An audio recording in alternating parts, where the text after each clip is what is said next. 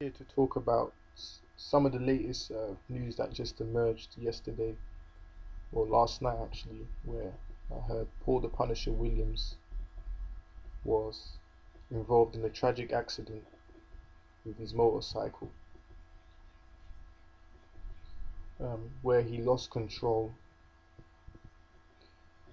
Um, well, I like to say first and foremost, my prayers go out to his family because they're the first people, and hopefully Paul Williams will be able to recover from such a tragic accident.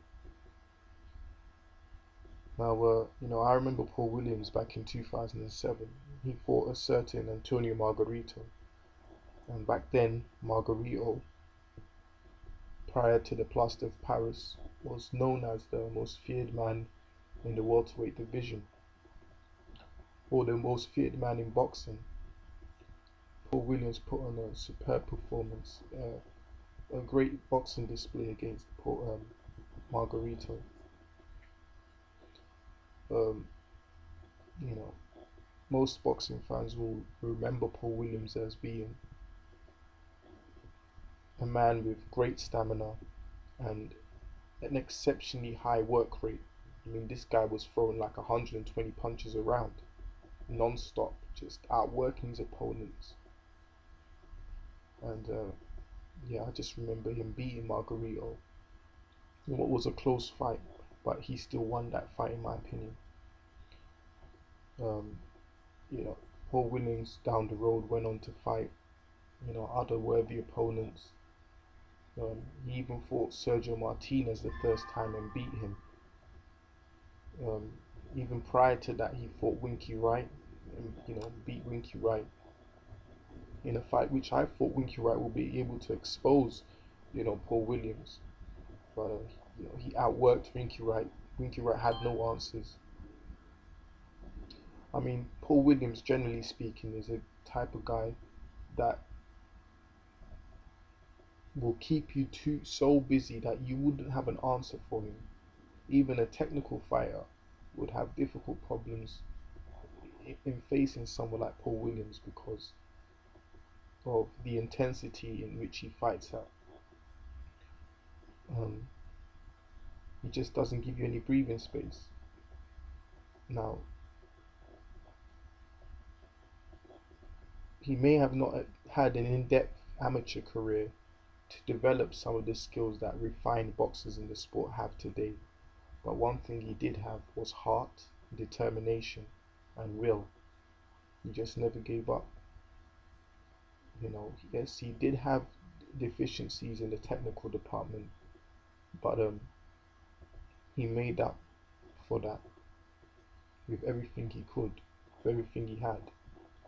An exceptionally tall welterweight with a long reach. I believe he was standing at 6'2", and despite him being that tall and having a long reach, he'd rather be in an exchange on the inside, you know, than to keep his opponents at bay on the outside.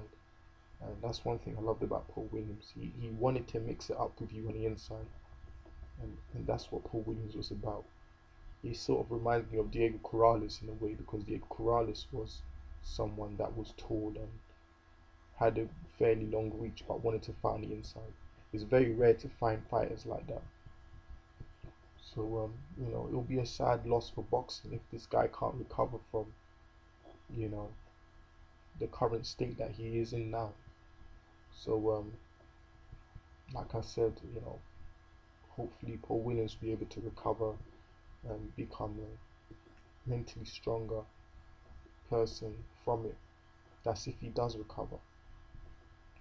But it looks like the odds are stacked against him. I've read reports where Dan Goosen, his promoter, has said that he may not be able to walk again. So it will be a real shame because he was actually due to fight Saul Alvarez this September, and we were hoping that he'll put on a boxing display against Saul Alvarez. And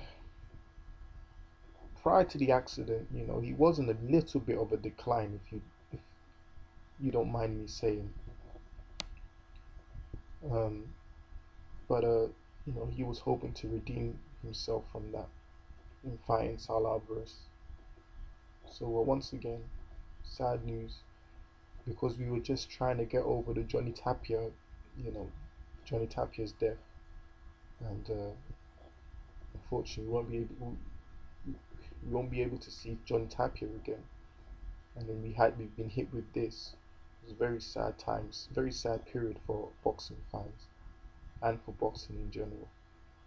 So, Paul Williams, get well soon. Peace.